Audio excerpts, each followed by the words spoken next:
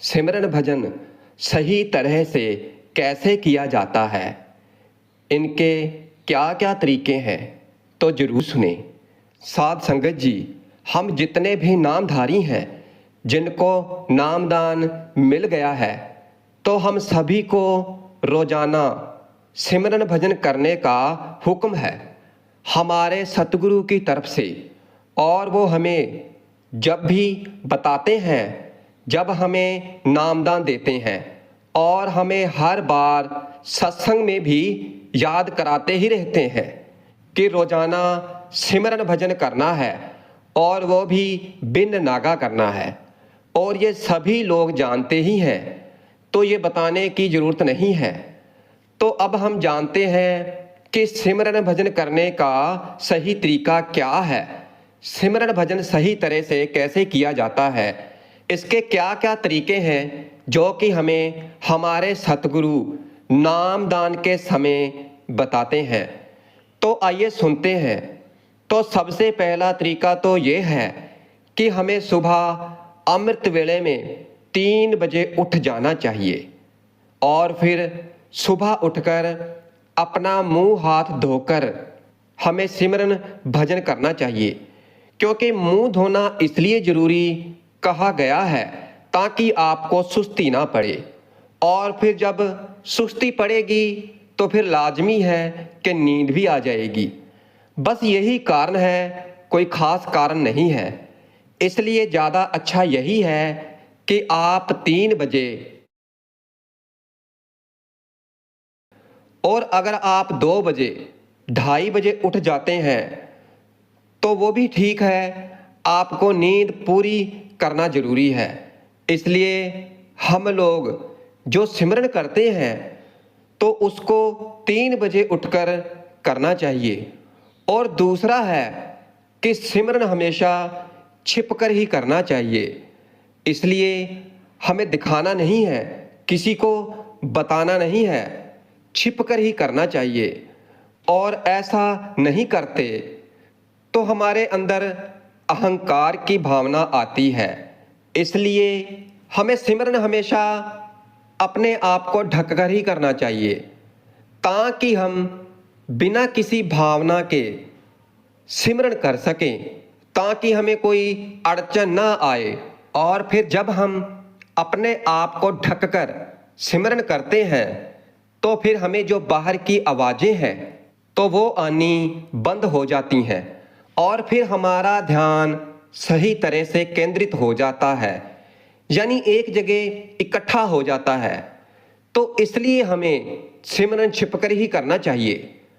और तीसरा है कि जिस आसन पर आप बैठते हैं सिमरन भजन के लिए, तो फिर या तो वो सूती का होना चाहिए या फिर कंबल होना चाहिए, ताकि आपको ऐसा ना हो कि आप फर्श पर बैठ जाएं और फिर कभी आपको गर्मी लग रही है और कभी आपको ठंड लग रही है।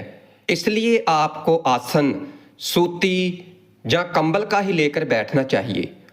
और अगर आप पलंग पर बैठते हैं तो फिर बिस्तर जो है वह सूती का होना चाहिए, या फिर नीचे कंबल बिछा लें, या फिर चादर सूती की वह बिछा लें। और चौथा है कि आपको रात्रि का भोजन जो है तो वह स्वयं से करना चाहिए, ताकि आपको ज़्यादा नींद ना आए, ताकि हम रात को भी सिमरन कर सके। वैसे तो इसके पीछे बहुत कारण है। जैसे जब आप भोजन ज़्यादा कर लेते हैं तो एक तो हमें नींद बहुत जल्दी आती है, और फिर जब हम रात को सोने से पहले सिमरन करते थे तो फिर वो हम नहीं कर पाते हैं। और फिर जैसे ही हम सिमरन करने बैठते हैं तो सिमरन की बैठक पर तो हमें नींद आ जाती है, और फिर हम सुबह भी सही समय पर नहीं उठ पाते हैं।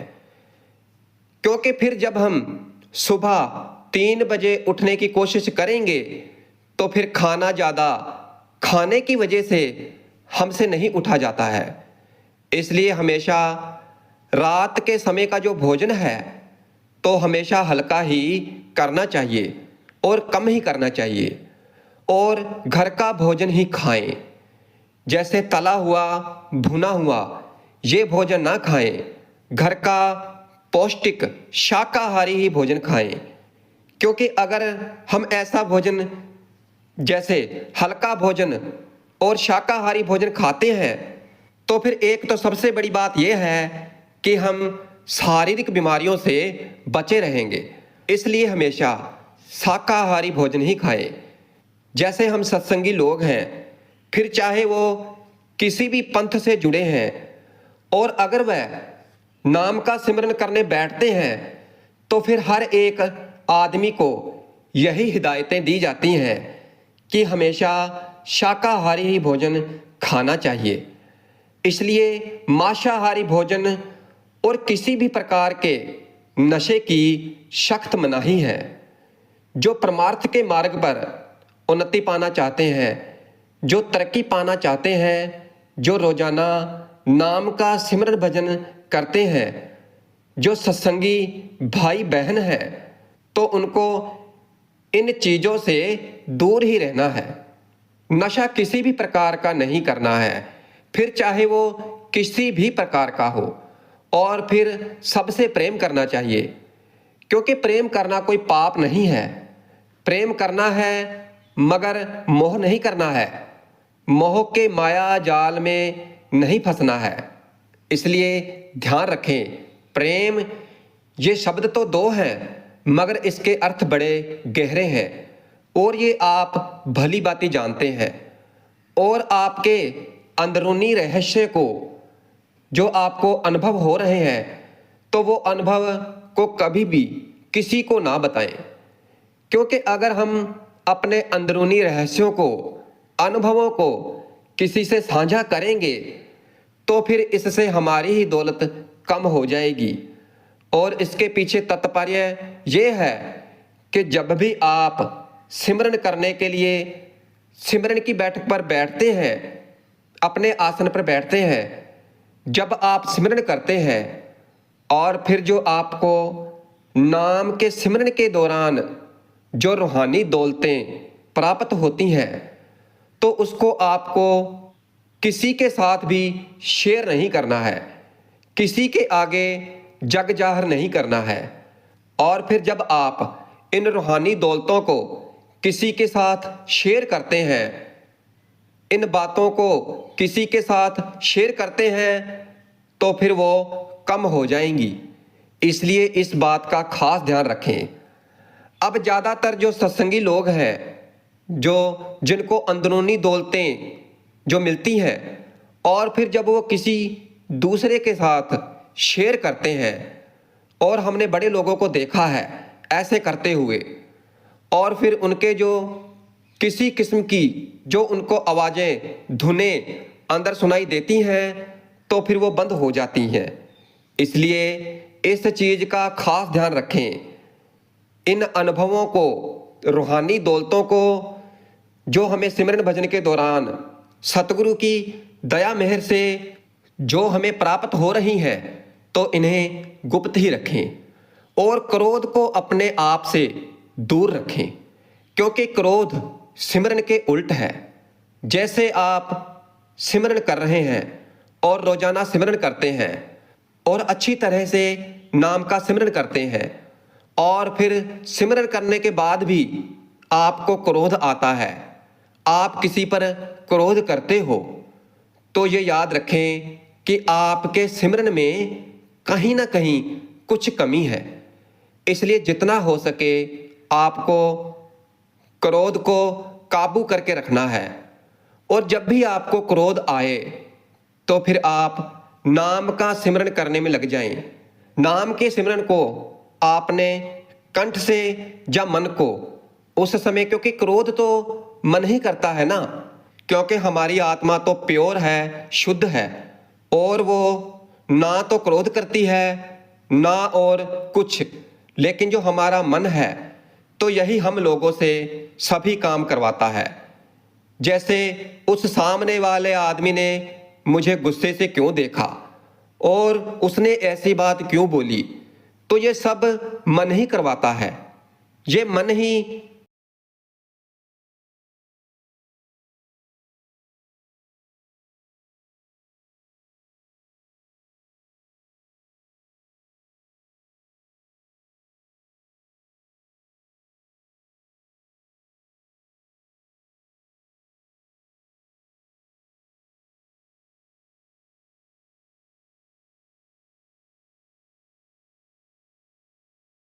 मन आपको नाम का सिमरन, सतगुरु का चिंतन नहीं करने देता और ये हमें इधर उधर भटकाता है। ऐसी वैसी चीजें हमारे सामने लाकर रख देता है जो कि 10, 20, 50 साल पहले हुई हैं, यानी हमें आगे पीछे लेकर चला जाता है। इसलिए कोशिश करें इस मन को नाम के सिमरन में लगा कर रखें ताकि आहिस्ता आहिस्ता इसको रस मिलना शुरू हो जाए। स्वयं से काम लें और पराई स्त्री पर कभी भी बुरी नज़र ना रखें, क्योंकि ये आपकी बरसों की कमाई दौलत को मिट्टी कर सकती है और आपको पीछे धकेल सकती है। इसलिए हमेशा पराई स्त्री की तरफ ध्यान बिल्कुल भी ना डालें और कभी भी परमात्मा से, सतगुरु से शिकायत ना करें, क्योंकि जो हमें मिल रहा है और जो मिलेगा तो वह सब हमारे कर्मों का ही नतीजा है। क्योंकि किए गए कर्मों से तो भगवान भी नहीं बच सकते। इसलिए विवेक से काम ले, क्योंकि कर्मों का जो नतीजा है तो वो तो मिलकर ही रहता है। इसलिए आप सिमरन भजन करते हो तो आप ये समझें कि अगर किसी का लिखा है कि उसको कष्ट होंगे, 6 महीने के लिए कष्ट होंगे, और अगर वो सिमरन भजन ज़्यादा करता है, नाम की कमाई ज़्यादा करता है, तो फिर उसके कष्ट तो जरूर होंगे, मगर 6 महीने के लिए नहीं, केवल 6 सेकंड के लिए। तो फिर कर्म भी आपके जो थोड़े बहुत कम हो सकते हैं, भुगतने तो पड़ेंगे, मगर वो रियलिटी में नहीं करना पड़ेगा, वो आपके सपने में ही कम हो जाएंगे। कहने का मतलब यही है कि आपके कष्ट कम हो जाएंगे, और जब कष्ट कम होंगे, चाहे वो सपने में ही हों, मगर आपके कर्म तो कट गए। लेकिन इसके लिए आपको बहुत कठोर ये है, अगर कर्म किसी के ऐसे हैं, फिर आपको बहुत दिन रात आपके सतगुरु का ध्यान करना पड़ेगा। और ये हमें सतगुरु ने नामदान दिया है और उसको जिस तरह से सतगुरु ने बताया है तो उस तरह से जपना पड़ेगा। इसलिए नियमित सत्संग सुने और सबको प्रेम करें, और कभी भी नास्तिक के साथ बहस ना करें, उनकी संगत कम करें, और रोजाना अपने वक्त में से 2.5 घंटे का सिमरन भजन जरूर करें। 2.5 घंटे का समय जरूर निकालें। और जिनको अभी अभी नामदान मिला है तो वो धीरे धीरे समय को बढ़ाते जाएं और फिर इसको आहिस्ता आहिस्ता 2.5 घंटे तक लेकर जाएं। और रोज रात को अपने आप से ये जरूर पूछें, आज आपने क्या अच्छा काम किया है, तो इससे आपको दूसरों की मदद करने की प्रेरणा मिलेगी और आपकी रूहानी सफर पर तरक्की आसान हो जाएगी। सिमरन भजन में बैठकर सतगुरु का ध्यान करें और कोई भी अभिलाषा, इच्छा अपने मन में ना रखें और निस्वार्थ होके सिमरन भजन करें। नाम का सिमरन करें और जो सतगुरु ने नाम के वक्त जो जुक्ति बताई थी, जो जब हम नाम लेते हैं और जो सतगुरु ने जो नाम सिमरन करने की जो जुक्ति बताई थी, तो उसके अनुसार सिमरन करें और हर एक काम को सतगुरु का काम समझकर करें और अपने परिवार को भी सतगुरु की संगत समझकर सेवा करें। और फिर आपको हर समय सतगुरु की याद आती रहेगी और फिर आपसे कोई भी गलत काम नहीं होगा। इसलिए हर समय यही कोशिश करें कि नाम का सिमरन मन से करें। फिर एक दिन ऐसा समय आएगा कि आपका मन नाम के रस के साथ जुड़ने में मदद करेगा। इसलिए हर समय कोशिश करें कि आप नाम शब्द को मन से, जो जीभा से करते हैं तो मन से करवाएं, और फिर एक समय ऐसा आ जाएगा कि नाम को ही उसका रस मिलना शुरू हो जाएगा। फिर वो आपको नाम के सिमरन की तरफ लेकर जाएगा, भजन की तरफ लेकर जाएगा। और अगर आप इन सुनहरी नियमों का, जो हमने आपको बताए हैं, इन सुनहरी नियमों का पालन करेंगे तो फिर परमात्मा आपसे दूर नहीं है।